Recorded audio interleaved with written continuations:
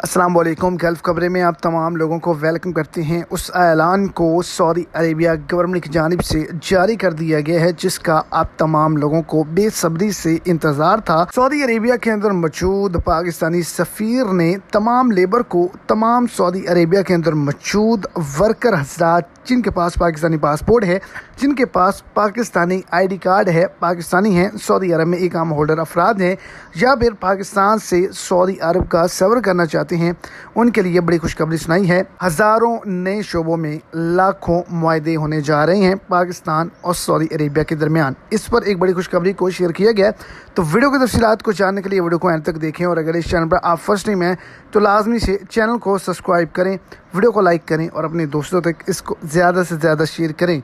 तो Saudi Arabia के अंदर मौजूद पाकिस्तानी सफ़ीर ने यह बड़ी खुशखबरी सुनाई है कि अगस्त के महीने में तमाम वर्कर हज़रात के लिए बड़ी खुशखबरी है।